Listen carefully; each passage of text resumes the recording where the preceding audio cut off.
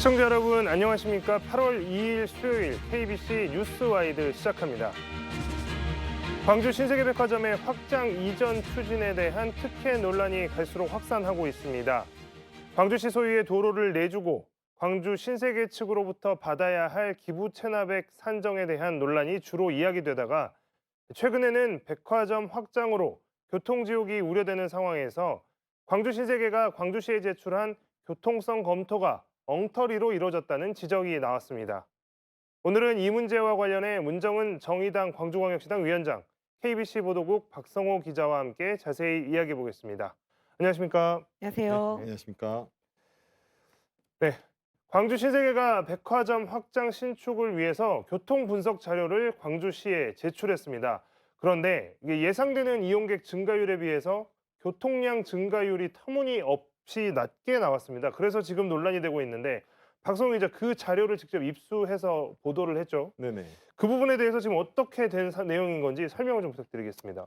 이번에 제가 살펴본 자료는 신세계가 광주시에 지난 6월에 제출한 교통성 검토 자료입니다. 이 자료에 따르면 현재 신세계와 이마트 합쳐서 활동 인구가 평일에 약 17,000여 명 정도입니다. 만약에 사업이 시행돼서 면적이 4배가량 늘어나면 2027년 기준 활동 인구는 평일 56,000여 명까지 늘어난다고 예상을 하고 있는데요. 이게 약 3.3배 정도 되는 수치입니다. 문제는 이용객 수는 이렇게 크게 늘어난다고 하면서 교통량 증가는 터무니없이 적게 잡았다는 데 있습니다. 신세계에서 평일 첨도 시간, 그러니까 18시에서 19시 기준으로 교통량 조사를 했는데 2022년 기준 각 도로마다 오가는 차량 대수를 다 더하면 약 4만 700여 대입니다. 그런데 2027년 예측치를 보면 이 차량 대수가 4만 3,900여 대로 약 8%가량만 늘어난다고 분석을 해놨습니다. 예측치 가운데 가장 교통량이 많이 늘어난다고 분석을 했던 2029년 휴일 기준 자료를 살펴봐도 16%까지 증가한다고 예측한 게 전부입니다. 사실 이 자료를 보더라도 이 미래 예측이라는 게 산수적으로 맞는지는 일반인들이 검증하기는 상당히 어렵습니다. 하지만 지금도 신세계나 이마트에서 할인 행사를 할 때 주변의 교통체증이 얼마나 심한지는 광주 시민들 모두가 경험을 해봐서 잘 알고 있습니다. 그런데 시설이 확장돼서 이용객이 3.5배까지 늘어난다면서도 교통량이 거의 늘어나지 않는다는 분석, 쉽게 납득할 수 없는 부분입니다. 네, 이야기를 들어보니 일단 백화점 이용객 수는 3.3배 이 정도 늘어나는 것 같고 그런데 교통량은 16%밖에 늘어나지 않는다. 위원장이 정의당에서도 이제 이 보도 이후에 이거 관련해서 좀 비판 자료를 내셨는데요.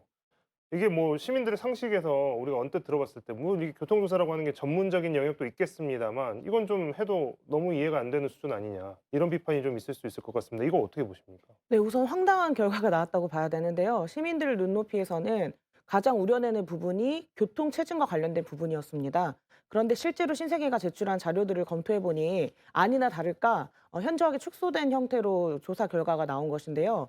이 내용들은 실제로는 전체 보고서를 확인해 봐야 되는 영역이 좀 남아 있기는 하지만 신세계가 책임져야 될 책임을 회피하는 그런 조사 결과라고 볼 수가 있습니다.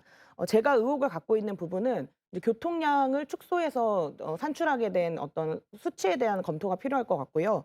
교통량을 유발시키는 여러 가지 요인들이 있습니다. 광천동 재개발이라거나 인근의 전일반 개발 이런 요인들이 충분히 반영되었는지, 그리고 세 번째로는 이제 대중교통 등을 이용하는 시민들을 산출했을 가능성이 있거든요. 이런 정도 등을 종합적으로 판단해야 되는 영역이 좀 남아 있기는 합니다. 네. 일단 교통 분석이 일단 이게 확정이 됐다라고 할 수는 없습니다. 아까 박성훈 기자도 설명을 했지만 일단 신세계 측에서 광주시에 이렇습니다. 우리가 검토를 해봤더니 이렇습니다라고 이제 제출을 한 것이고요. 시에서 이제 이거를 심의라는 과정이 남아 있긴 한데 자 이거 관련해서 일단 이 선뜻 이해하기 힘들다 이런 반응들이 있는데 광주시나 신세계에서 여기에 대해서 이제 해명을 했다거나 설명을 한 부분이 있나요? 일단 보도 전까지는 광주시와 신세계 같은 경우에는 교통성 검토 자료에는 문제가 없다라는 입장을 고수하고 있었습니다. 해당 교통량이 광천사거리 전체 주변의 일대 교통량이기 때문에 이 중에서 신세계 시설을 이용하는 차량은 극히 적다라고 본다는 건데요. 실제로 이용객이 증가한 만큼 교통량이 늘어도 전체 교통량에는 그만큼 영향을 미치지 않는다라고 주장을 하고 있습니다. 광주시의 경우에도 자체적으로 교통정책과나 또 상임기획단을 통해서 주차나 교통량이 허위로 사업자에게 유리하게 측정됐는지 검토해봤다고 설명을 하기도 했었는데요. 하지만 활동 인구를 기준으로 뭐 5만 6천여 명인데 5만 6천여 명 오고 가면 11만 명 수준이 왔다 갔다 하는 겁니다. 영업시간 10시간으로 나눠봐도 시간당 11,000명이 움직이는 겁니다. 그런데 교통량이 최저 7%만 늘어난다는 분석, 이건 쉽게 납득할 수 없는 상황입니다. 확장되는 신세계 수준의 시설이 아니더라도 일반적으로 뭐 도로에 예식장 하나만 들어서도 주말에 교통이 얼마나 밀리는지는 광주 시민들이 모두 다 체험을 해봐서 알고 있기 때문입니다. 게다가 이 주변의 일대 교통량이 이미 포화 상태이고 시설이 확장되면 주변의 교차로 12곳 가운데 7곳이 F등급, 그러니까 운전자들이 견딜 수 없을 정도로 과포화된다라는 조사 결과도 신세계 측에서 내놓은 조사 결과였습니다. 결국 교통 지옥이 될 거라는 거 광주시도 신세계도 모두들 잘 알고 있는 내용입니다. 하지만 여전히 보도 이외에도 지금 일주일가량 시간이 지났는데 그 이후에도 침묵이 이어지고 있는 상황입니다. 뭐 방금 하신 말씀만 들어보면 일단 이 문제에 대해서 광주시는 신세계가 제출한 이 교통성 검토, 교통성 평가에 대해서 좀 우호적인 것 같습니다. 뭐 이제 그렇다면 이 문제가 이대로 그냥 끝나버리느냐? 또 그건 또 아니죠. 다른 단계들이 남아 있는 상황인 거죠. 그렇죠. 이제 이 자료만 가지고서 뭐 이후에 교통 대책들이 전부 다 수립이 되는 건 아니고요. 지금 하고 있는 건 아까 말씀드렸던 것처럼 교통성 검토라고 하는 단계입니다. 우리가 흔히 말하는 이제 교통 영향 평가라고 하는 것보다 약간 한 단계 낮은 러프한 수준의 조사라고 보면 되는 건데요.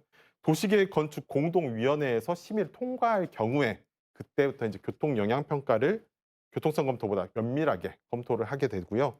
이때는 뭐 전문가들로 구성된 위원회의 심의도 받게 됩니다. 다만 교통영향 평가에서도 지금 이야기가 나왔던 교통성 검토에서 수집됐던 뭐 기본적인 데이터가 활용이 될 것으로 보입니다. 문제는 이 기본 데이터가 확장 사업을 추진하고 싶어하는 신세계 측에서 제출을 하기 때문에 이 데이터가 신뢰성이 있는지 이에 대해서는 광주시가 좀 별도의 노력이 필요해 보인다는 게 제 개인적인 생각입니다. 네, 뭐 일단 심의라는 과정이 있기 때문에 그 심의 과정, 심의가 시작되기 전까지 또 심의가 진행되는 동안에 여론이 반영되는 분명히 그런 기회들이 좀 있을 것이라고 생각이 되고 그렇기 때문에 또 지금 지역사회에서 이 문제를 가지고 소통을 하는 것들이 뭐 어떤 순방향으로 결론이 날 수 있는 영향을 끼치지 않을까 생각이 듭니다. 위원장님, 이게 지금 교통 문제와 관련해서 일단은 지금 교통성 평가에 대한 이야기만 했는데 지하차도 이야기를 또 안 할 수가 없습니다. 이게 지금 신세계가 광주시 소유의 도로 편입을 하면서 교통체증 문제 해결을 하기 위해서 기부 체납을 통해서 죽봉대로에 지금 지하차도를 설치하기로 했습니다. 그런데 이게 기부 체납의 금액 어느 정도로 산정할지에 대해서 시민사회단체나 신세계 쪽이 이야기하는 게 서로 다른 것 같거든요. 이거 어떤 논란인 거죠? 결론만 말씀드리면 광주시가 기부 체납 등을 바탕으로 하는 그런 공적 기여를 최대치로 이끌어내고 있느냐라고 할 때 그렇지 않다입니다. 지금 관련 법들이 정해지고 있는 기부 체납의 규모가 있는데 그게 보통 통상 10에서 15% 정도로 광주시도 가이드라인을 잡고 있는데요. 지역의 시민사회나 또 정의당 같은 경우에도 실제 지금 광주시가 애초에 계획했던 지하차도의 그 구간 길이가 실제 교통체증을 해소할 만큼의 지하차도 건설 계획이 아니기 때문에 그 구간도 연장이 되어야 되고 보다 더 근본적인 방식의 교통체증을 해소할 수 있는 방안이 고려돼야 된다라고 봤기 때문에 그 기부 체납의 규모 자체도 최대치 수준이 25%까지 늘려가야 되는 과제가 남아 있다고 지적을 한 것인데요. 광주시가 앞서도 계속 그 태도 자체에 문제가 있는 게 사업자가 일방적으로 제출한 교통성 분석 자료에 대해서 문제가 없다라고 나서서 그렇게 해명해 줄 필요가 없습니다. 시민들의 눈높이에서 시민의 입장에서 송곳 검증하겠다, 제대로 살펴보겠다라고 해도 될 이야기를 광주시 자체의 태도나 입장에 대한 문제 자체가 특혜 시비에 계속 기름을 붓는 요인으로 작동하고 있다는 점을 명심해야 할 것 같습니다. 네. 박성호 기자, 그러면 지금 뭐 기부 체납 금액, 뭐 지하차도를 건설하는데 기부 체납을 통해서 하겠다. 그러면 일단 그 신세계가 그 얻을 것으로 예상되는 이익을 가지고 기부 체납을 한다고 하는데 시민단체에서 이런 주장도 하고 있거든요. 지금 신세계가 주장하는 금액, 기부 체납하겠다는 그 금액으로 실제로 이 지하차도 건설이 가능한가? 물론 이게 좀 전문적인 영역이고 수치를 더 꼼꼼하게 따져봐야겠지만 뭐 이미 기부 체납하겠다는 금액의 규모로는 지하차도가 감당이 안 된다 이런 주장도 있는데 이 부분에 대한 주장은 신빙성이 있는 겁니까? 네, 그런 주장들이 있기 때문에 광주시에서도 현재 이 지하차도를 건설했을 때 얼마 정도의 비용이 들어가는지를 현재 산출을 하고 있는 단계입니다. 이 검토를 하는 걸 바탕으로 해서 400억 이상의 초과 금액이 나왔을 때는 뭐 시에 예산을 투입한다든지 아니면 신세계 측에 도의적으로 더 많은 비용들을 기부 체납을 해달라고 요청을 하든지 하는 기준들이 잡히게 될 것 같고요. 지금 현재는 기부 체납 받은 돈의 목적을 지하차도 개발로 잡고 있기 때문에 이 지하차도의 건설 비용이 400억을 초과하는지 등의 검증을 하고 있는 단계입니다. 일단 뭐 좀 살펴봤을 때 따져봐야 될 것들, 또 정확한 수치가 좀 산출이 돼야 되는 것이 좀 문제들이 많이 쌓여 있는 것 같습니다. 이게 지금 뭐 하루 이틀 정리해서 뭐 될 일은 아닌 것 같고요. 꼼꼼한 자료 검증이 좀 필요할 것 같은데, 위원장님 좀 전에 말씀하셨지만 지금 뭐 나오는 이야기들이 그 지하차도 건설하는 지금의 계획을 가지고 이 교통체증이 해소가 가능한 거냐, 이런 좀 본질적인 의문이 해소가 전혀 안 되고 있는 상황인 것 같습니다. 이거 지하차도 설치하면 교통 문제 해결되는 겁니까? 단적으로 말씀드리면은 그렇게 되기 어려울 거라고 보는데요. 앞서 기자님께서 말씀해 주셨던 것처럼 기존에 원래 광주시가 설치하려고 했었던 지하차도 구간이 있습니다. 근데 그 구간에 소요되는 비용만으로도 240억 정도가 들어간다고 추정이 됐었는데, 연장했을 경우에는 추가로 이제 300억 정도가 더 들어가요. 그러면 이미 몇 년 전에 발표된 자료 기준으로도 580억 정도의 예산이 소요되는 것인데, 광주시의 애초 계획은 국토부에 관련된 혼잡도로 사업을 반영시키면 예산을 조금 확보할 수 있지 않을까라고 봤는데, 제가 알기로는 이 부분에 대한 예산이 반영되지 않았습니다. 국토부 정책 변화에 따라서. 그럼 온전히 이제 기부 체납 금액으로 이 부분을 마련해야 되는데, 기부 체납 받을 수 있는 비율 자체를 줄여 놓은 상황이기 때문에 실제로 신세계인 사업주가 부담하는 기부 체납 금액으로는 감당할 수 없는 수준이라고 저는 장담할 수 있습니다. 그리고 두 번째는 지하차도뿐만 아니라 정확한 분석 위에서 이제 조사가 돼야 되는 거고, 지금 교통 영향 평가든 교통성 분석이든 모두 다 사전에 분석한 걸로, 조사한 걸로 사업자에게 그 사업 허가를 해 주는 거거든요.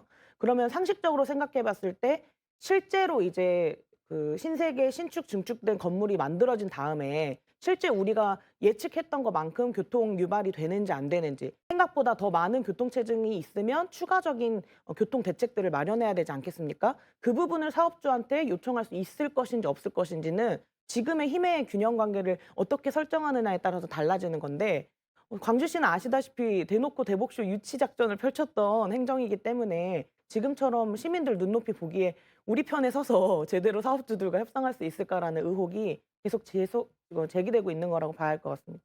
그 방금 말씀해 주셨는데, 이게 지금 사실은 대형 복합 쇼핑몰 문제가 대선 때 이제 확 불거져서 그동안 뭐 사실 여러 차례 신세계도 이전에도 쇼핑몰이나 뭐 시내 면세점 특급 호텔 건립 이야기가 있었죠. 그런데 당시 이제 여당이었던 민주당 을지로위원회나 이런 곳에서 뭐 반대를 하고 이러면서 안 됐는데, 대선을 통해서 촉발된 문제가 생기면서 또 그 지방선거로까지 이슈가 이어졌고, 시민들의 압도적인 그 유치 의사를 반영을 하겠다, 강기정 시장도 지금 그 이야기를 한 상태에서 된 거 아니겠습니까? 그러다 보니까 방금 말씀하셨던 것처럼 이거 일단 무조건 유치해야 된다, 이런 것들 때문에 좀 쫓기고 있는 거 아닌가라는 인상을 강하게 주고 있는데, 이 부분에 대해서는 좀 어떤 문제점들이 있을 거라고 생각을 하시는 건지요? 그러니까 단정적으로 말씀드리면 이렇게 사업주의 이익을 내기 위해서 만들어지는 사업이잖아요. 그 사업에 대한 교통 유발 부담은 원인적 부담 원칙이 원칙입니다. 그러니까 시가 나서서 대형 복합 쇼핑몰 만들기 위해서 정부한테 9천억 예산 지원해 달라고 하는 거는 대단히 이례적인 일이고, 잘 아시는 것처럼 우리 서울 잠실에도 롯데그룹이 만든 큰 타워가 있잖아요. 그 타워가 만들어졌을 때도 잠실 일대의 교통량 해소에 필요한 5,300억 정도를 전액 다 롯데그룹이 투자를 해서 광역 복합 환승센터 같은 것들도 기부 체납했던 사례들이 있습니다. 그러니까 지금 우리 시가 단단히 뭔가 착각하고 있는 것 같은데, 우리가 유치 작전을 펼치면서 사업주의 이익을 보존해 주는 방식이 아니라 사업주인 신세계가 본인들 사업에 필요한 것들에 대한 지출을 충분히 할 수 있도록 요구해야 되는 것이고요. 사실 큰 비용은 아니지만 그 교통 유발 부담금이라는 게 있어요. 근데 그 교통 유발 부담금을 신세계가 충분히 부담할 수 있도록 해야 되는데, 최근 코로나 상황에서 좀 면제됐던 부분이 있고, 교통 유발 부담금을 매기는 그 단가가 있는데 그 단가도 광주시는 좀 낮은 편이에요. 네, 그런 것들이 좀 더 추가로 확인되고 조치가 필요하다라고 봅니다. 뭐 전제 자체는 뭐 심의라고 하는 것이 거쳐야만 결론이 나는 것이다라는 것을 이제 인정하면서도, 박성호 기자, 그 만약에 이 지금 신세계에서 제출한 교통성 검토, 교통성 평가, 뭐 이것에 거의 비슷한 수준으로 개발이 실제로 진행이 된다고 했을 때, 그리고 그렇게 했는데 지금의 그 교통성 검토와는 다르게 엄청나게 많은 교통체증이 유발이 된다. 이렇게 된다 그러면 이거 그때 가서 신세계에 책임을 물을 수는 있는 겁니까? 지금 저 위원장님께서 딱 정확하게 얘기를 해 주셨는데 뭐 공동위원회를 통과하고 교통영향 평가지 마쳤다. 마쳤는데 그 이후에 발생하는 문제에 대해서는 신세계에게 책임을 물을 수가 없습니다. 그 책임은 오롯이 광주시의 몫이 됩니다. 신세계가 교통 혼잡을 완화하기 위해서 아까 말씀하셨던 원인자 부담 원칙에 따라서 혼잡을 유발하는 시설물에 대해 부과하는 경제적 부담금, 즉 교통 유발 부담금 정도만 지급하면 사실상 신세계의 책임은 면책이 되는 거예요. 그런데 말씀하신 것처럼 25만 제곱미터 규모의 면적인데 자 간단하게 계산을 좀 해봤는데 이게 약 매년 한 50억 정도 규모의 교통 유발 부담금을 내게 될 것으로 보여요. 꽤 많은 것처럼 보이는데 지금 얘기하신 것처럼 앞에 지하차도 하나 파는데 약 뭐 400억, 500억의 이야기가 나오는 거니까 거의 뭐 8년, 10년을 모아야 하는 수준입니다. 거기다가 이미 백화점 자체가 도심 한복판에서 짓고 있기 때문에 주변 도로의 확장이라든지 뭐 새로운 도로를 놓는 게 사실상 불가능하다고 보입니다. 그렇기 때문에 이 교통 위반 부담금으로 이후의 교통 흐름의 뭐 개선책을 찾겠다는 건 좀 어려운 부분이고요.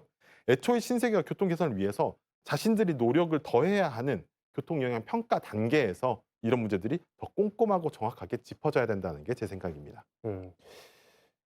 일단 뭐 교통 그러니까 심의에 대한 중요성이 좀 더 강조되고 있는 것 같습니다. 어쨌든 신세계는 "우리는 이렇게 평가를 했다."라고 해서 제출을 했고 이제 조사회가 광주시에 넘어온 상황인데 광주시가 이것에 대해서 어느 정도나 꼼꼼하게 살펴서 어느 정도나 안전장치를 마련할 수 있는지에 따라서 이 사업의 성패, 그러니까 시민들이 가져가야 될 이 사업으로 인해서 시민들이 져야 할 부담 자체가 굉장히 크게 달라질 것 같은데요. 일단 중소상인 단체들이 여기에 대한 우려를 굉장히 많이 표명을 하고 있고요. 아직 뭐 시민분들이야 대형 복합 쇼핑몰로 굉장히 반기는 입장이었다가 최근에서야 인제 이게 가시화되는 과정에서 실제로 일어날지 모르는 이런 피해들이 이제 조금 이런 것들이 좀 논의가 현실화하고 있는 상황이니까요. 자체 감사를 요구했다는 이야기를 들었습니다. 자체 감사를 광주시가 받아들이지 않으면 이건 또 어떻게 되는 건가요? 광주시가 이 감사를 받아들일 가능성은 있어 보이는 건가요?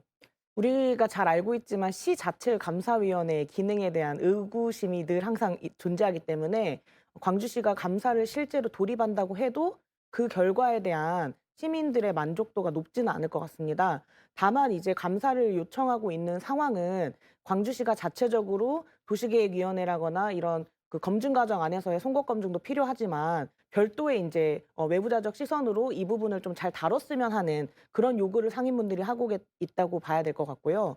저는 사실 이 금호월드를 비롯한 이 신세계 인근의 상인분들은 신세계와의 정말 오래된 악연으로 정말 고통받고 계실 것 같습니다. 그리고 지금처럼 신세계가 입점할 때부터 많은 그 지역과의 상생이나 상인들에게 약속했던 부분들이 있는데 사실 그 부분들이 제대로 집행되지 않았던 그런 문제들이 있기 때문에 지금 이 시점에 여전히 상인분들이 신세계 확장 증축에 대한 의구심과 교통영향 평가에 대한 광주시의 전향적 입장 전환을 촉구하고 있는 것으로 이해해야 될 것 같습니다. 그 정의당은 어쨌든 지금 인제 대형 뭐 쇼핑몰이 들어온 것 자체를 반대하시는 입장은 아니신 거죠? 지난 지방선거 때 광주시장 후보로 출마했던 장현주 후보는 명확히 이제 반대 입장을 표명하기는 했었고요. 지금과 같은 수준에서 진행될 때는 이제 반대만을 저희가 말씀드릴 수 없기 때문에 예상되는 피해에 대한 적극적 대책을 말씀드리고 있는 겁니다. 그러면 이 지금 광주시 그 상인분들 이런 그 시민단체분들과 이제 좀 앞으로 좀 어떻게 이런 문제들을 좀 공론화하고 또 문제점들을 알려나가실 계획이 있으신지 그 부분을 좀 설명을 해 주시죠. 네, 오늘은 교통 부분에 집중되어 있지만 그 군분로 도로라고 하는 그 시의 도로를 사업주인 신세계에게 제공하려고 했었던 특혜 부분도 사실 상인들에 의해서 주목이 됐습니다. 그리고 가장 피해를 입을 것으로 예상되는 인근 주변의 상인분들께서도 사실 대복소에 대한 시민들의 여론이 높아졌기 때문에 이 부분을 어떻게 대응해야 될지 고민을 많이 하시다가 지금처럼 다시 이제 입장들을 정돈하신 건데요. 실제로 광주시에게 이 부분과 관련해서 역할을 맡겨놨을 때 시민들 편에서 일하지 않는다라고 하는 지금 여러 차례의 의혹들이 계속 확인되고 있는 것이기 때문에 정의당도 상인분들이나 또는 지역 시민단체와 함께 이 대형 복합 쇼핑몰을 비롯한 신세계 신축에 대해서 시민들 편에서 좀 바라보고 송곳 검증해보고 문제가 되는 부분들 적극적으로 알려가는 방식으로 좀 입장을 정하고 있습니다. 네. 지금 광주시가 신세계와 협상을 하는 과정, 또 신세계의 사업 제안이나 이런 부분들에서 대응하는 과정에서 뭐 이게 중소상인분들도 그렇고 시민단체도 그렇고 이게 여론과 좀 괴리가 돼 있는 모습을 보이고 있는 것 같습니다.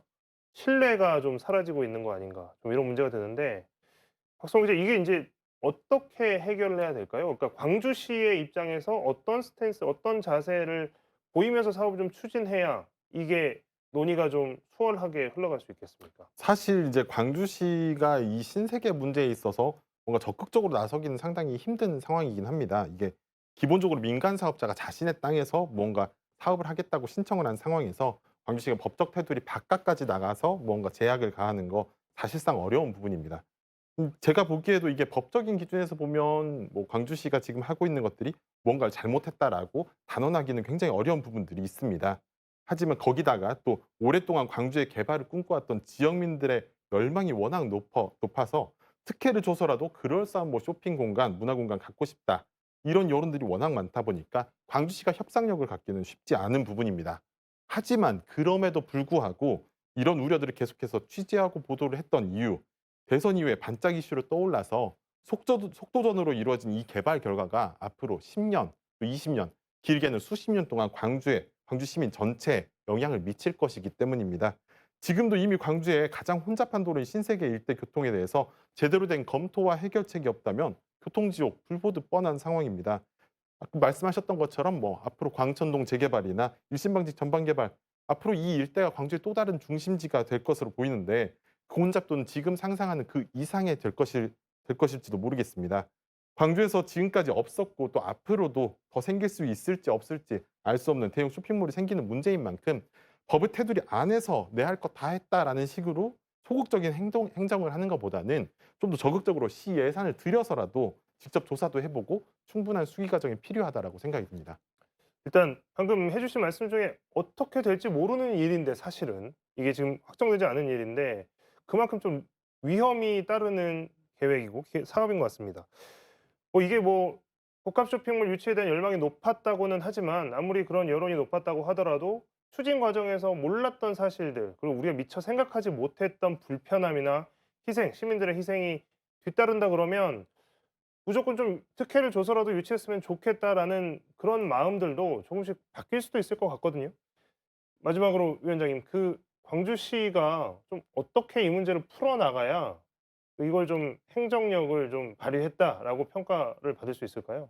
이제 몇 가지 사례들을 좀 찾아보니까 행정이 직접 나서는 경우는 좀 더 조사가 필요한데 상인단체들 같은 경우에는 사업자가 제출한 이 교통성 평가에 대해서 신뢰하지 못해서 교차 분석을 의뢰했던 사례들도 있었고 실제로는 이 문제를 발견해 가지고 고소고발으로 비화됐던 사건들도 있었더라고요.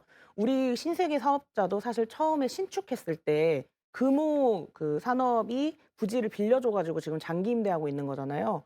당시에 신축하는 신세계 백화점이 들어설 때 교통 영향 평가를 했던 사례가 있었는데 당시에 그 조사를 했었던 업체가 금호의 인제 자회사인 금호 엔지니어링인 것으로 밝혀져서 대단히 신뢰를 잃었던 사례들이 있었더라고요. 저도 사실 이제 전체 보고서나 향후 과정들을 검증해 나가면서 사실 신세계가 그동안 지역 사회에서 시민들과 안착하기 위해서 노력해 왔지만 또 역설적으로 그만큼 많은 인제 특혜를 얻으면서 사업을 안착했다라는 의혹도 있는 만큼 시민들 편에 서서 좀 제대로 검증하고 또 지역에 제대로 역할할 수 있는 그런 기업이 될 수 있도록 함께 역할해 나가야 될 것 같습니다. 네. 대형 복합 쇼핑몰 문제 뭐 대선 이후 지방선거 거쳐서 뭐 지금까지 오면서 속도전 이야기도 나왔었고요. 또 대선 공약 이야기도 나왔었고요.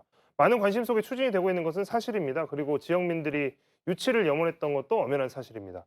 하지만 그동안 유치를 염원해야 하는 과정에 보이지 않았던 새로운 문제점이 드러나고 있는 것도 사실입니다.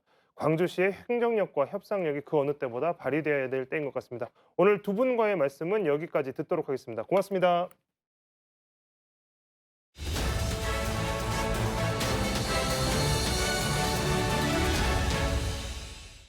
서울광역방송센터입니다. 이동관 방송통신위원장 후보자가 공산당의 신문이나 방송을 언론이라고 이야기하지 않는다고 말해 정치권과 언론계 공산당 기관지 파문이 일고 있습니다. 여의도 초대석 국민의힘 장예찬 청년 최고위원과 함께 정치권 현안에 대한 정부 여당 입장 들어보겠습니다. 최고위원님 어서 오십시오. 안녕하세요. 장혜찬입니다. 무지하게 덥죠 요즘. 그러네요. 네. 시청자분들도 건강 조심하셔야 네. 될 것 같습니다. 이동관 방송통신위원장 후보자가 어제 인사청문회 준비위에서 과천 중앙동 사무실에 출근을 하면서 이제 기자들을 만나서 이런저런 얘기를 했는데 네.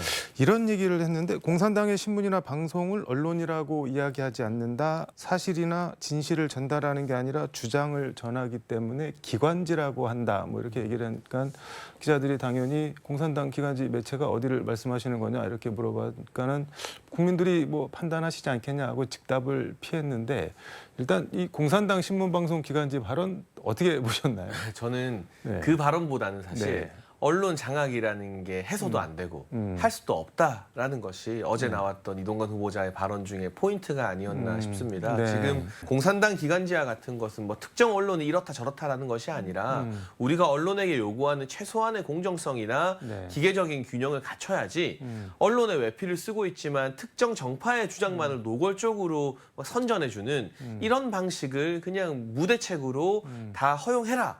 라는 것 또한 공정한 방송의 취지와는 맞지 않다는 원론적인 이야기를 비유법을 곁들여서 설명한 것이 아닌가라고 개인적으로는 해석하고 있습니다. 단도직입적으로 공산당 기관지 비슷한 신문 방송이 있다고 보시는 거죠, 그러니까. 그러니까 저는 뭐 이 공산당 기관지라는 단어 자체와 특정 언론을 결부시켜서 이야기하고 싶진 않은데요. 네. 다만 이동관 후보자도 그렇고 저희 국민의힘도 그렇고 네. 결코 뭐 방송이나 언론에게 윤석열 정부 잘하는 것만 보도해 달라, 윤석열 정부 칭찬해 달라라는 요구를 할 생각이 없습니다. 네. 그러니까 불가능하고요. 다만 지난주에 나왔던 중앙일보 단독 보도 등을 네. 보면 뭐 MBC나 KBS의 모 라디오 시사 프로그램 같은 경우는 네. 여당 성향의 출연자가 1명 나올 때 야당 성향의 출연자가 14명까지 나왔다고 합니다. 1대 14 네, 건가요? 이게 뭐 1대 2나 1대 3도 아니고 1대 10 이상을 넘어가 버리는 것은 해도 너무한 거 아닌가. 그러니까 여당이 요구하는 것은요, 최소한의 기계적 공정성. 민주당 인사가 나와서 정부를 비판할 수 있죠. 네. 또 그래야만 합니다. 그럴 때 상대편에서 반론을 펼칠 수 있는 기회 정도를 보장해 달라는 것이지 네. 절대로 뭐 이동관 후보자도 그렇고 국민의힘도 그렇고 특정 언론을 콕 집어서 윤석열 정부 좋은 이야기만 해달라 네. 이렇게 말할 생각도 없고요. 그건 대한민국 현실에서 불가능하다라는 점을 또 말씀드리고 싶습니다. 근데 민주당은 강선우 대변인인가요? 이렇게 논평을 했던데 오직 윤석열 대통령 입맛에 맞는 보도만 해야 하고 그것에서 벗어나면 공산당 기관지로 취급당할 것이다.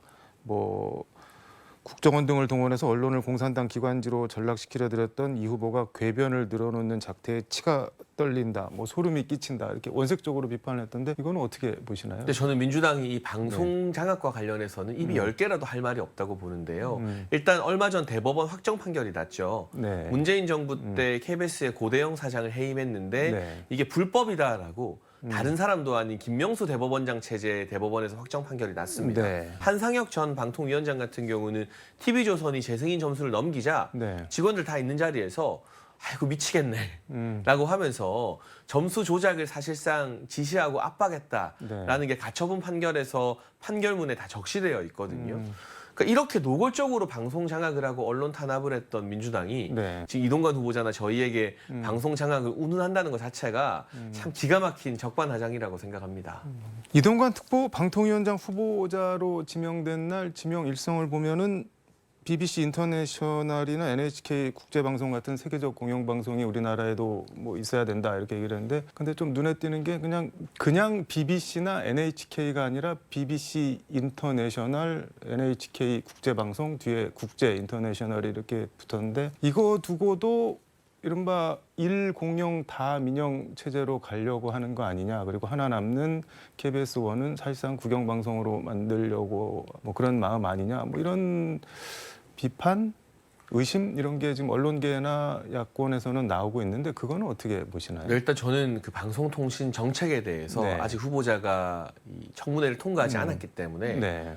뭐 저희와 따로 상의한 부분은 없어요. 음. 제가 예측하는 게 좀 섣부릅니다. 네. 다만 지금 수신료 2,500원을 우리가 매달 내고 있는데 네. 분리징수 내지는 수신료 폐지와 관련된 여론조사를 해보면 국민의힘 지지층뿐만이 아니라 네. 민주당 지지층도 절대 다수가 이 수신료 2,500원 안 내는데 동의를 하고 있거든요. 그러니까 죄송한 말씀이지만 지금의 KBS는요, 뭐 네. 정치 편향성 이런 걸 다 떠나서 2,500원의 가치를 국민들에게 인정받지 못하고 있는 거예요. 지금 근시안적으로 네. 이 TV의 뭐 거치 여부라던가 존폐 여부에 대해서 논의할 것이 아니라 네. KBS라는 공영방송이 과연 어떻게 국제적 위상을 회복해 나갈 것인가 네. 여기에 초점을 맞추고 건전한 논의와 토론이 이어졌으면 하는 바람입니다. 근데 박성중 의원 지금 국회 거방이 여당 간사인데 라디오에 나와갖고 KBS 1이나 EBS 빼고는 민영화 검토해야 된다, 할 때 됐다 이렇게 발언을 했는데 이거는 당론 비슷한 건가요? 아니면 개인 의견인 건가요? 어떻게 봐야 일단 될까요? 우리 박성중 의원이 네. 방송통신을 담당하는 과방위 간사이기 때문에 네. 이 의견에 무게감이 실릴 수밖에 없습니다. 다만 공식적으로 당 지도부나 이 원내 대책회의, 네. 의총 차원에서의 당론은 아직 결정된 바가 없고요. 그 부분은 저희가 일찍 결정하기보다는 새로운 방통위원장이 들어서고 네. 각 공영방송에 대한 뭐 성과 지표 측정이나 감사 등이 이루어지지 않겠습니까? 네.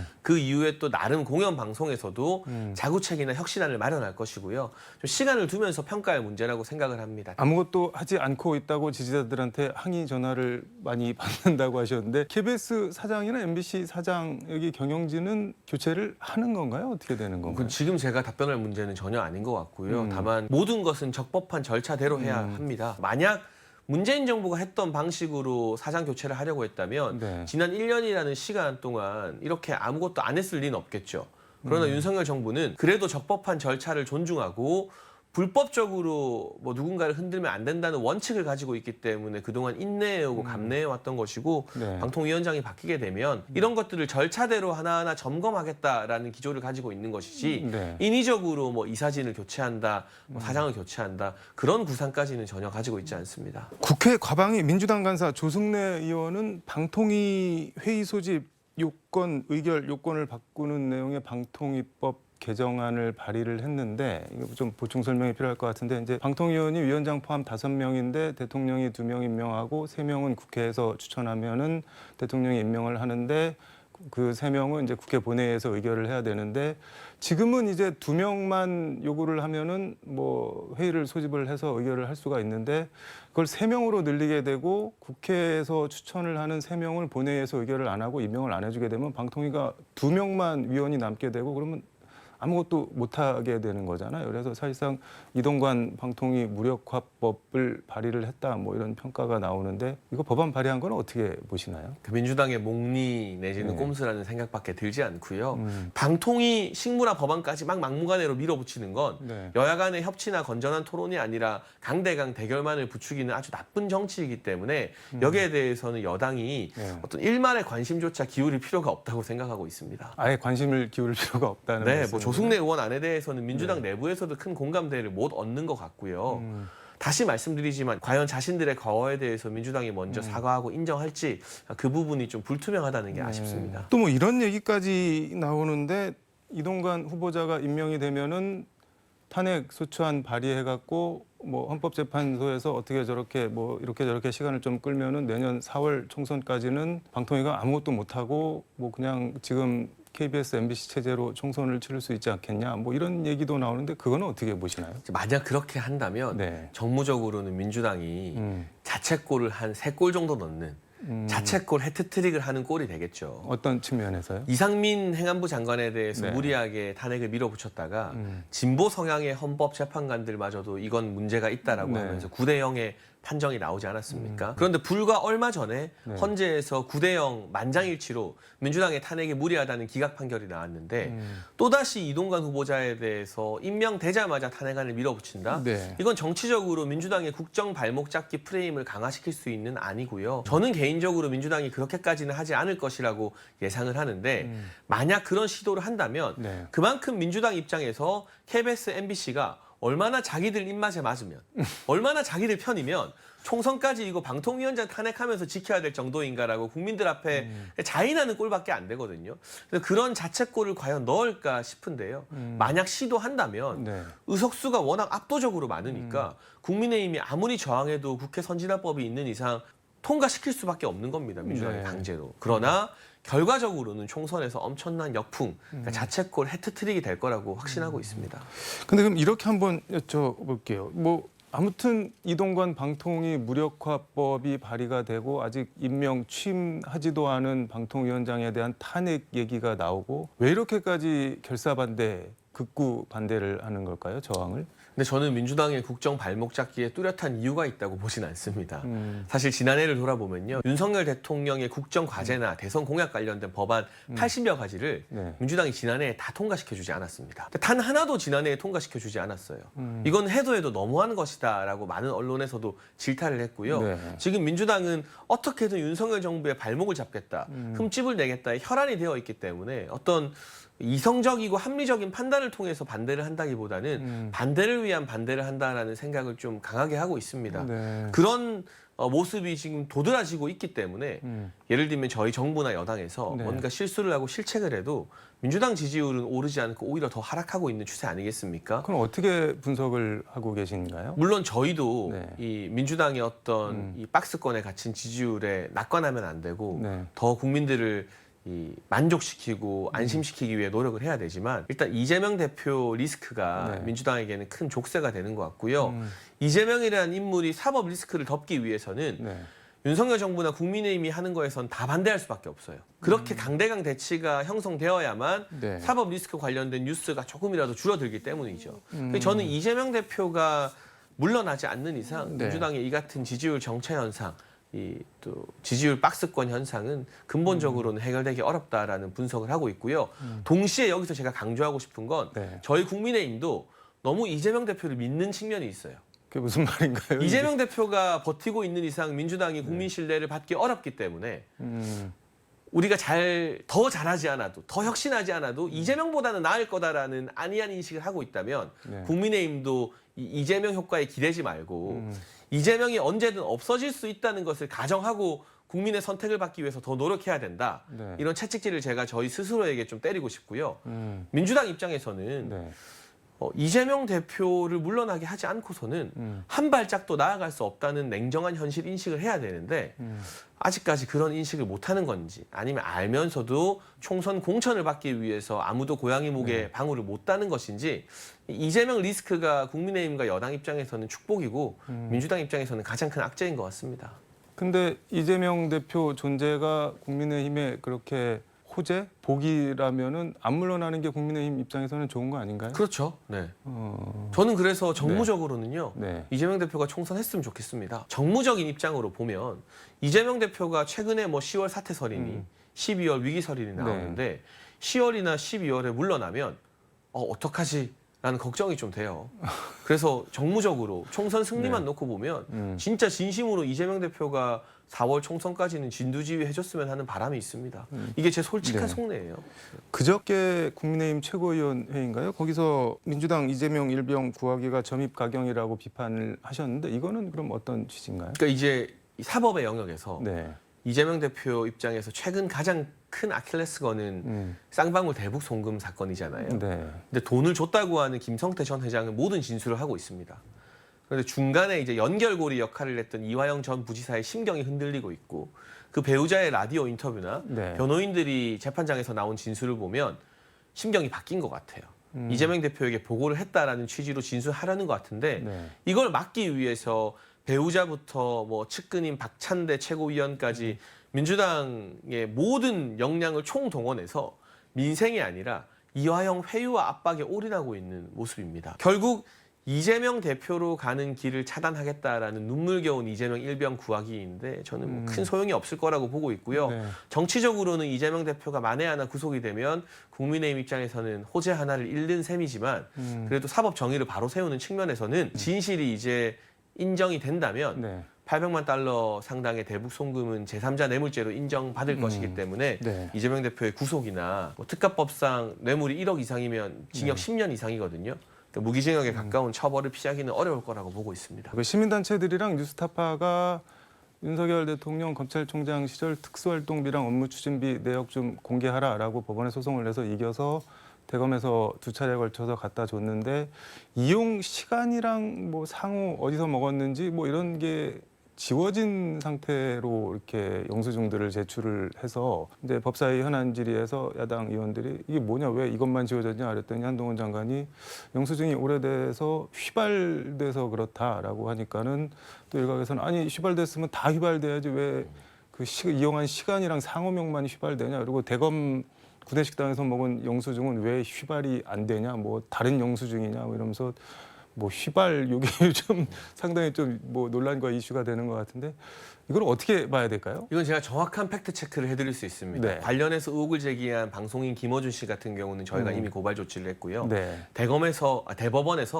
법원에서 판결이 나올 때 네. 상호와 시간은 가리도록 판결이 나왔습니다. 민주당 주장은 그 사람만 그러니까 신원이 특정되지만 않게 공개하라는 게 법원 판결 취지 아닌가요? 민주당의 해석인데요. 네. 저희가 바라봤을 때는 상호와 시간은 가리라는 판결이 나왔기 때문에 일률적으로 상호와 시간은 가린 거고요. 영수증이 휘발되었다는 한동훈 장관의 답변은 네. 상호와 시간만 휘발되었다는 취지로 말한 것이 아니라 일부 영수증이 이제 좀 훼손된 것들이 있어요. 상호 시간은 일부러 의도적으로 판결에 의해서 가린 것이고 네. 나머지 부분도 이제 오래되면 영수증 모아보면 좀 날아가지 않습니까? 잉크가. 네, 네. 그 부분에 대해서 질의를 받았을 때 이게 보관하다 보니까 날아간 부분을 임의로 검찰이 그거를 또 법무부에서 네. 적어서 쓰면 이거 수정했다고 뭐라 할 거 아니냐. 그러니까 원본 그대로 우리는 제출하다 보니까 시간이 오래된 영수증 같은 경우는 휘발된 부분이 있다는 것이지 상호나 네. 시간을 가린 것 부분을 휘발되었다고 말한 게 전혀 아닙니다. 근데 방송인 김어준 씨 같은 경우는 네. 그 발언을 왜곡해서 어떻게 상호랑 시간만 휘발될 수 있느냐라고 비꼬았기 때문에 저희가 이건 가짜 뉴스라고 판단하고 고발을 한 것이고요. 명확하게 판결 취지에 따라 네. 해당 부분을 가린 것과 일부 오래된 영수증이 휘발된 사안은 전혀 다른 별개의 내용으로 한동훈 장관이 답변했다는 것을 말씀드려야 될 것 같습니다. 그러니까 상호 시간을 가리라는 게 법원 취지라고 그렇게 판단을 해서 그건 임의적으로 한 것이지 보냈다는 그 말씀인 부분을 거예요? 가지고 유독 그 부분만 휘발되었다는 취지로 답변한 바가 전혀 없습니다. 안 장관이. 그러니까 말을 섞었다는 거네요. 그렇죠. 일본어는. 의도적으로. 네. 시간이 다 됐는데 요거 하나만 간단하게 좀 물어보도록 하겠습니다. 윤석열 대통령이 어제 국무회의에서 아파트 주차장 붕괴 뭐 이른바 순살 아파트 논란 관련해 갖고 우리 정부는 반카르텔 정부다 그러면서 건설 이권 카르텔을 반드시 깨부셔야 한다 이렇게 강조를 하셨는데 뭐 이런 이권 카르텔 깨부시는 건 당연히 해야 될 일이고 해야 하는데 그 모두 우리 정부 출범 전에 설계 오류, 부실 시공, 부실 감리가 이루어졌다 뭐 이렇게 얘기를 했는데 요거 가지고도 또 민주당에서는 아니 뭐 이태원 참사나 오송 지하차도 참사 이 정권에서 일어난 거는 정권 책임 하나도 얘기 안 하고 뭐 아파트 부실 공사도 문재인 책임이냐 뭐 왜 남탓만 하냐 이렇게 비판을 하던데 그건 어떻게 보시나요? 근데 우리 정부에서 일어났던 가슴 아픈 참사에 대해서는 뭐 국무조정실이나 뭐 경찰 수사 등을 통해서 네. 이 책임자들에 대해 엄벌을 취하는 조치 등을 이어가고 있고요. 이 문제가 되는 부실 시공 아파트, 네. 뭐 저도 순살이라는 표현은 안 쓰겠습니다. 살고 계신 분들이 불안할 수 네. 있으니까요. 다만 보강 철근이 현저하게 부족한 그 아파트들은 2017년부터 다 문재인 정부 때 통과되고 지어진 것들이에요. 그러니까 민주당 같은 경우는 문재인 정부 내내 뭐 나라 빚을 400조 이상 늘리면서 네. 엄청난 잘못을 해놓고 그 잘못을 하나하나 지적하니까 이제 전 정부 탓하지 마라. 정치를 그렇게 속편하게 할 수 있는 건 아니죠. 5년 했다고 끝이 아니지 않습니까? 계속해서 역사의 평가를 네. 받아야 되는 부분이고요. 왜 이런 일들이 구조적으로 발생했는가? 그리고 문재인 정부 때 왜 유독 이렇게 허술하게 LH와 관련된 부동산이나 아파트 관련 비리들이 많이 일어났는가에 대해서는 네. 원인을 알아내야 근본적인 대책을 세울 수 있는 것이기 때문에 무조건 전 정부 탓을 하는 것이 아니라 잘못된 구조를 바꾸기 위한 철저한 뭐 감사다라고 이해해 주시면 감사하겠습니다. 그 팩트를 지적을 당하니까 아픈데 지적 당하니까 뭐 반발한다 그렇게 보시는 거네요. 저는 그렇습니다. 왜냐하면 뭐 이런 부동산 문제뿐만이 아니라 이승만 정권 때부터 박근혜 정부까지 우리가 한 600조 원 정도의 빚을 졌습니다. 네. 근데 문재인 정부 5년 동안 400조를 더 졌거든요. 이런 이야기를 꺼내면 전 정부 탓하지 마라. 이건 자기들이 잘못은 다 실컷 저질러 놓고 돈 펑펑 써놓고 책임 안 지겠다는 것이니까요. 네. 뭐 그렇게 나와서는 안 되는 거죠. 네. 알겠습니다. 오늘 말씀은 여기까지 듣도록 하겠습니다. 고맙습니다. 지금까지 서울광역방송센터에서 장예찬 국민의힘 청년 최고위원과 함께 전해드렸습니다.